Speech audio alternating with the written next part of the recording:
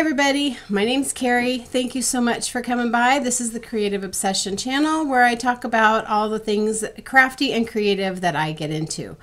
Today is January 2nd, 2019. Happy New Year to everybody, and Merry Christmas and Happy Holidays. It's been almost a month since the last time I recorded. It was a crazy December, and yeah, so I'll get into that at the end. I won't bore you with it in the beginning if you don't really care. I did come down with a cold first day of my winter break, and I'm still fighting it here a couple weeks later. So hopefully I don't start coughing or need to blow my nose or any of that kind of thing. It is getting better, but it's like super slow. I've had other really stressful things happening. I think that slowed down the healing of my cold. So that was no fun, sick over Christmas, but luckily over Christmas we just do nothing but just hang out and veg and enjoy each other's company, and I was able to do that even though I wasn't feeling well. It was the perfect thing for me to do. So you know, got through it. We had fun. Millie's been having health issues, some pretty serious health issues, so that's been pretty stressful. But we're in a new year. December's over.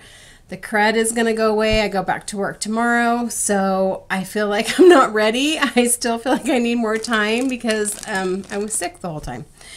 So I do have some finished objects and things to show you. I just wanted to pop in here real quick and just kind of share some stuff because I did finish my Up North quilt that I was working on, and I wanted to show that before I give it to my friend.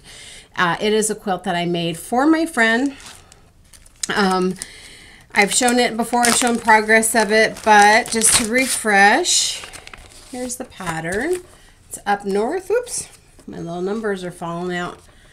I found this through an Etsy seller, but it may also be something that was published on Craftsy because I think I saw something that this designer does stuff for Craftsy, and it's pen paper patterns. So anyway, if you want to hear more about my progress on it and all the things, go back to the last couple of previous episodes where I talked about it. But now it's all finished. I've got it quilted and it's done, so I wanted to show it to you. Okay, so it's pretty big, which is what I wanted, and it's trees and this really cute trailer, which the trailer is a pretty good size trailer. Sorry, I'm trying to hold it up. So I did quilting on it that was to try and kind of just look like, I kind of call it my topographical kind of quilting. The quilting in the pattern is similar to this, and my friend really liked that it kind of looks like bark. It just sort of natural. I didn't want to densely quilt it because I wanted it to stay soft. And so, so that's what I did. I used a medium green thread, and on the back is a flannel and bound in the same blue that's in the trailer. So it ended up being, I think I measured it at 76. Yeah, it's like 76 by 60, so it's a really good sized lap quilt.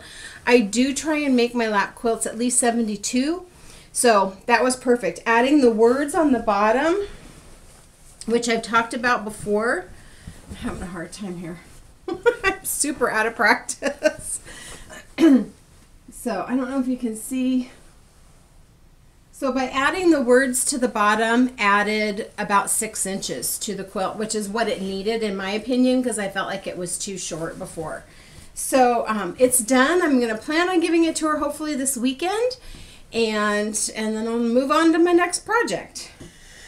I did talk about trying to surprise my friend with the words that I put on the bottom that says my happy place, but I ended up showing her because she's not very whimsical. Like, I have a tendency to like things more whimsical and stuff, and she's not, that's not her style necessarily. And I knew that I really liked the words on the bottom, and I thought, well, is that too whimsy? Is she not gonna like it? And so I thought, before I put it on there and quilt it and then have her go, oh, thanks, you know, I went ahead and texted her a picture. I'm like, okay, I want to do this. Do you want to see, you know, something I want to add? And so she did, and she saw it and she loved it. So she knows it's on there. But in the quilting, I quilted, you know, I'm doing my little wavy kind of lines and making things that kind of look like knots in a tree and stuff. And I also, somewhere in the quilt, quilted a heart, because she's always looking for hearts and things. Anytime we go camping or hiking, she's always looking in the ground mostly,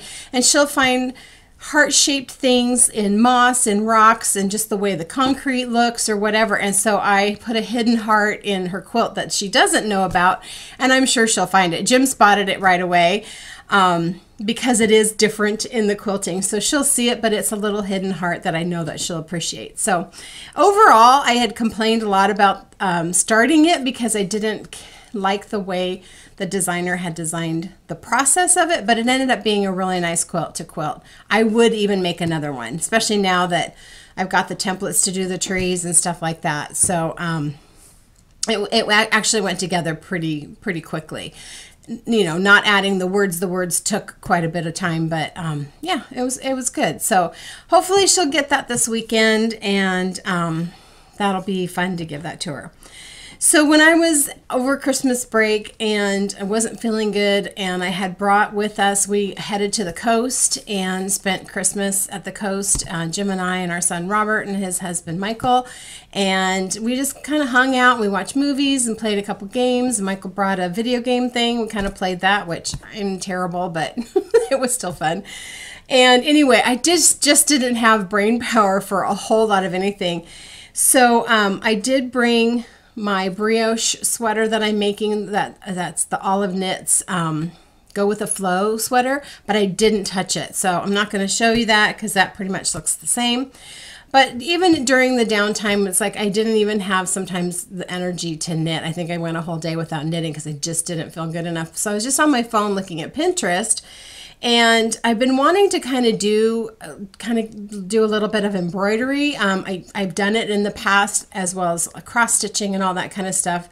And I kind of just wanted to do something. So I started looking on Pinterest at different embroidery patterns, and I found a pattern that I was like, oh, I gotta do this one for sure. This is the schematic of it, but basically it's like a nighttime camping scene. And I think the pattern's even called Nighttime Camping. I'll put the information down below. Found the pattern on Etsy from Naive Needle, I believe it is. It's not on any of the paperwork, so I have to look at the pattern. So anyway, I decided to get that started. So I had some dark blue fabric that's got a little bit of variance in the color, so it's not just a flat blue. And I traced it with my Clover pen. Let me get it for you. I guess I should have figured that out before. So it's the Clover white marking pen, and I use this quite a bit. I use it in my long arm quilting too to mark marks, because the lines come out with your iron. You just use a hot steam iron, and it just kind of dissolves the white. It goes on like a gel pen. So you draw with it, and it takes a second for that white as it dries for you to see it, but it's really good for marking dark fabrics. So when I'm all done with this, all I have to do is hit it with an iron, and any lines that may be showing will just disappear. So that was really fun to start. I got that started once I got home, because obviously when I was at the beach, I didn't bring all my embroidery floss and everything. I was just shopping. So easy to do, basically just some blanket stitch, which is what the trees are done with, some stem stitch, back stitch, like some basic stitches. So you do the tent with some yellow and some orange. I'll put a picture up of what the finished pattern looks like. And so anyway, I'm doing that. That's going to hang in my trailer. And so what I'm going to do is I have some wooden hoops that will fit it. So the hoop it's in is bigger than what it'll finish with. And I think I'm gonna either stain this or paint it. I'm not decided yet. I want it darker. I don't want it just this blonde wood. These are some cheap hoops I got when I was going to try and crochet mandalas, and I was going to attach them to it. So I had bought a package of 6 or something, and the mandala thing didn't work out so good. But so I have these hoops, and so I'm going to hang it in our trailer, because it's lightweight and I can hang it pretty easily, and I think that'll look really cute in our trailer. And it was really fun to to do it. I had to look on YouTube to just refresh my memory on how to do some of the stitches to make sure that I was thinking in the right way. So yeah, I'm not sure. I might paint it black. I might just stain it a dark, I don't know. I'm still to be determined on that one, but that's how I'll frame it. I'll just put some felt on the back to close up the back because I like it to look more finished. So I need to get a drink of water. Sorry. So I did get together before we left for the beach, got together with Michelle, Leslie, and Lori. We exchanged gifts and just had a nice little get together. In fact, that was the first night Millie ended up in the hospital. It's like as soon as they left, she started going into some respiratory distress. So that was the beginning of all that stuff. But I'm not going to show you everything that I got for Christmas because to me it's like Christmas is over and I don't need to show you every little thing. But a couple things that I had handy to show you. It was like this cute gnome. This is so adorable that Leslie knitted for me. So this was, whoops, this was some of my yarn that I had dyed for her. She made a sweater out of it. So cute. I don't remember the name of the pattern, and you can go to Leslie's Ravelry page. She may have it on there. Probably not, because I don't think Leslie puts things on a Ravelry page, but he's adorable. So he's going to sit out all year long. He's not really a Christmas thing. And then these earrings, aren't these cute? These are actually knitting needles that were turned into earrings. So this is the stopper end, like a straight needle, and the pointy end. Very cute. Michelle got those for me. So that was really fun. Although, like I said, that was kind of the beginning of all the stress with Millie's health that kind of got out of control. So I did get some knitting done, and I did finish a couple things. So I was working on my fingerless mitts that I was doing with double stranding fingering weight yarn. And I followed the Tin Can Knits, what is it? The World's Simplest Mittens pattern, but I just made them as fingerless. But I knitted till I got to the bendy part of my hand, like the end of my fingers, the bottom part of my fingers. And then I did ribbing until I made it so it pretty much covered my fingers, like just a little bit comes out so that I can kind of wear them as mitts. I can pull my hands in like that, but then when I need to have fingers, I just roll them down and I've got good fingerless mitts. I was able to use them this morning. It's super cold today. It was very frosty and cold, and I took Millie for a walk to see. Okay, just making sure she's still breathing because anyway, and it worked really well. And part of the reason why I wanted to do this is because I do want to still be able to like answer my phone or whatever. And I found with closed top mittens, when I take her for a walk and I go to pick up the poop with a bag, I can't feel it. I can't pick up the poop. So now I can just roll my hand, you know, roll the top down and I can get it easily. And they're warm because it's basically like worsted weight yarn with the double fingering. So I think they turned out good. Both of the fingering yarns had gold stellina in it, so they're sparkly, and they worked out really well. So got my mitts done. I can see me, I'll be wearing these often. The only thing I would have probably done different, and I could probably still do it a little bit, is make the thumb a little bit longer. It's like the thumb almost needs to be like just the tip of my thumb coming out, and so it's just like, I don't know, maybe 1/4 of an inch short, but I don't know that I'll take the binding out, you know, the cast off edge and redo it. You know, I'm not going to do that. I'd like to think that I would, but it's not going to happen. When we were getting ready to leave for the beach over Christmas, it's like kind of been, I don't know if a tradition, but something I liked to do is to have something new to cast on at Christmas. I don't know why. I have plenty of things on the needles and whips that are in progress that I don't really need to cast anything else on, but I really was itching to have something new to take with me. So I wound up some yarn right before we left, and I decided to make the Pure Joy Shawl by Joji Locatelli. And I have made this in the past. I made it probably 3 years ago, and I really enjoyed working on it. I didn't feel like I was going to have enough. I felt like my yardage was going to maybe be a little short, so I kind of shortened the pattern a little because I didn't want to run out of yarn, and I think I made it too short, so it's not as wearable as I would have liked. And I thought, no, I need to pull some yarn that actually has, you know, enough yardage on it and stuff, and make it the way I'm supposed to make it. So, in one of my favorite bags from Nanette, I decided to wind up my yarn that I got from Midknit Cravings. It's Jaden and Tara. They are in Canada, and they have really beautiful yarns. And so I have Room for Everyone and Velvet Plum are my colors. The Room for Everyone was a colorway that they dyed. It was for the anti-bullying campaign that happened over the summer, and I wanted to support Jaden and get her yarn, plus it was really pretty, and then Velvet Plum just to me went with it. So here it is. So this is the Room for Everyone, and obviously this is the Velvet Plum, which I think just looks so good with it. So I am on the final wedge. I am doing the final wedge in the dark color. I'm probably maybe a little over halfway through that final wedge, and then it's done.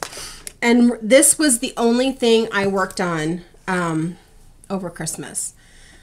So it is going to be the full size it's supposed to be, which will be really nice. This is knitting up, the yarn's knitting up really nicely. I'm still connected over here. And I think the colors are going to be very wearable for me, especially with that dark purple. Isn't that cool? So yeah, this will be really good. I'll probably end up finishing it tonight, actually. So that was my Christmas trip cast on. I cast it on a couple days before Christmas, but close enough. So yeah, super pretty. Just got all those colors. They did a really, really good job dyeing it because it's not pooling. Everything's very well dispersed, and it feels really nice. So that's my Pure Joy shawl. I do feel like I'll get a lot of wear out of it. You know, with the weather getting cold, you know, the shawl that I am grabbing almost every time I go outside is my In the Light shawl that I made earlier this year with the bright kind of neon pink and stuff. That's the one that I grab. So this will be a good one that's not quite so neon that I can wear when I still need a little something to put around my neck. So like I said, I didn't work on my brioche sweater, but I did get quite a ways on my Vega Wrap. Sorry, this is really messed up, and there's a story behind it. So this is the Vega Wrap by Shara. Shara, do you have your last name on here? Shara. I'll put the link to it down below. She has I don't know if she still does. Yeah, she still does a podcast, Shara Made. She's out of Australia. Anyway, this was designed to use Advent minis. And so right here on my little gnome that I got from Michelle is where I stopped. So I've done all of this, and I love it. And what I've decided to do is, it's supposed to be a big long wrap, and I probably would never wear it like that. So my thought is, I still have a couple of Advent minis to add to it. I didn't pick this up and work on it over Christmas because I just didn't have the brain power to follow the pattern. It's not hard, but you do have to count and follow the pattern. And for me, it was easy to just do garter and move a marker. That was about all I could do. So I didn't even take this out.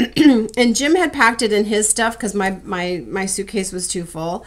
And he left it at the house when we came home. I'm like, where's my bag? Because I thought, oh, let me start working on that. I couldn't find it. And I'm like, oh crap, he left it at the house when we checked out. So I contacted the owner of the house, and he says, yeah, I will mail it to you. And I just got it today. So, so I haven't finished it, but what my plan is to make, see if I don't choke myself here, to make it so that I'm going to make it a little bit bigger so that it's more of a cowl, like a thick cowl. So I think when I'm done with the few minis that ended December or ended till Christmas, the Advents, I had enough Advents to get me till Christmas, and I didn't open those because I never got into the bag.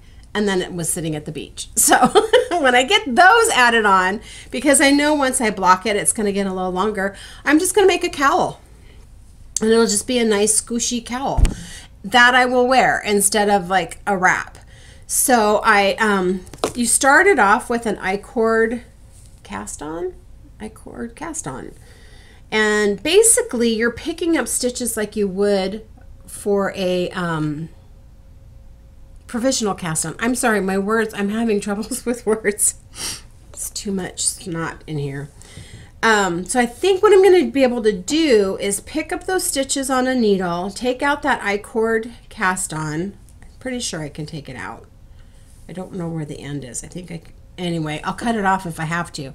And then I've got like a provisional cast on, and I'll just Kitchener the ends together and just make it a nice thick cowl. And it can look different depending on which part of it, you know, is forward.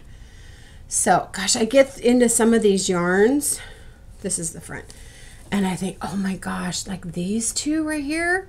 I don't know who they are because the label didn't say who. And I know that some of them, most of my minis came from Michelle. And some of them came from her row 1 subscription, and they didn't have the dyer on them. They just had like a color name. But those two, I'm like, I'm knitting with this one going, I need a sweater out of that. That's too pretty. And then I got into this one like, oh, I need a sweater out of that. So I'm enjoying it. I'm enjoying it. I'm looking forward to it being finished, especially now that I know that I'm not having to make it so long. So it'll be a nice cowl, even though that wasn't the intent of it, but it'll work. So that's really all I've been working on crafty-wise between the quilt and that knitting and now some embroidery. So I'm going to go into kind of what's been happening in my life. If you're not interested, thanks so much for coming and stopping by my short little episode here, and hopefully we'll get back on track in a couple of weeks. Excuse me. So like I had said, we got together with Michelle and Leslie and Lori, and everything was fine. And that evening, Millie was having a hard time breathing, like struggling to breathe. So we ended up, of course, it's a Sunday night. Vets aren't open. We had to take her to the vet hospital. They kept her overnight and had her on oxygen, and we're putting her on all kinds of medications, diuretics, and determined that she had pneumonia. So if you remember a few episodes ago, I told you she had dental surgery done, had a couple teeth pulled and cleaned her teeth, and she just wasn't ever right after that. And we couldn't really determine what was wrong. It was like she just doesn't seem right.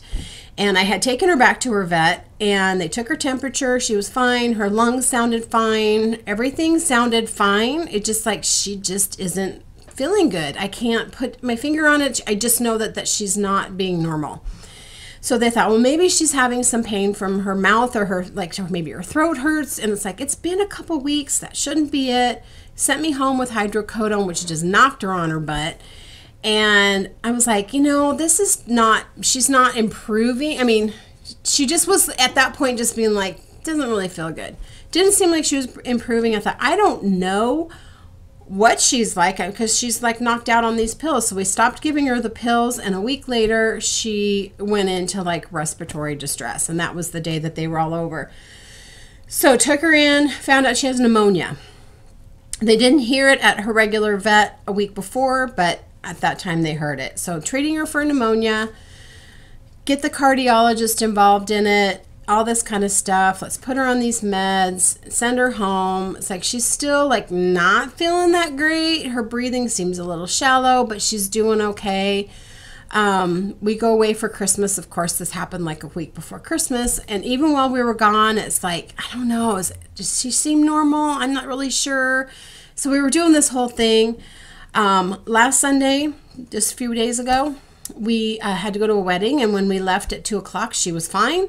I had taken her for a walk in the morning, and we came home 6 hours later, and she could barely breathe. She was in complete respiratory distress, and she had thrown up a couple times in the house. We don't know how long it had been going on because we were gone.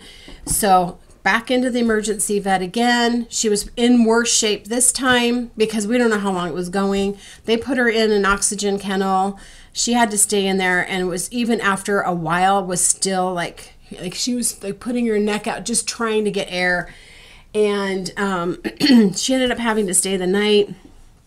They're like, we really think we can pull her out of this, because we are now having to make decisions like, is this her heart? What is going on?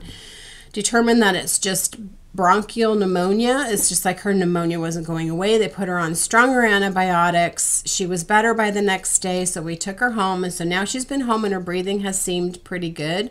She's still not wanting to eat, and she pretty much hasn't wanted to eat since her surgery. And so I'm like wetting her food and doing all this stuff. Well, last night I got desperate. I cooked up some ground turkey and just made ground turkey and rice, and she seemed to like that. And today she won't eat. So I don't know. Her breathing seems normal. I swear this dog is just like, leave me alone. But I'm like constantly looking at her. So I'm trying to be optimistic, but I don't know. So for now, she's kind of in limbo. I had to really force her to take her pills this morning, which usually she takes them because we wrap them up in those pill pocket things and she takes them. Didn't really want to do that this morning, but she has to take them. So that's what's going on with her. It doesn't help that I like couldn't hardly breathe myself because I'm like, can I go in the oxygen tank? Because I'm having a hard time breathing here. It's clearing up. My ear today doesn't feel as plugged up, so I can tell things are draining and everything. But man, it knocked me for a loop. It's cold. So anyway, that's all that's been going on. It's super expensive. And in all that too, we also got our new roof put on. So that happened, which is nice because now I have a new roof. So I know my roof's not leaking and it's quieter. When it pours down rain, I can hardly even hear it. So I don't know what, I think it's just the new material that they put up there and you can hardly hear it. So it's good. So you can sleep better when it's pouring down rain. So my plan is to keep on knitting. I have to go to work tomorrow, which is going to be hard, but, you know, got to do, I got to pay the vet bill. I have to keep my job. I'm going to try and take on a couple of, see if I can pick up a little bit of long arming jobs to maybe help offset the cost a little bit. So not going into it full time, just a little bit, edge to edge, pantos, that kind of thing. See if I can pick up a few jobs to just kind of get some extra money. So that's me in a nutshell. I'm sorry this is shorter and probably not as enthusiastic as I usually am, but it'll be better next time. So this is the start of a new year and we're hoping for all good things, and I hope you all had a good New Year's and everything's starting off good for you. And that's all I've got. I will talk to you in a couple weeks. Thanks so much for hanging out with me.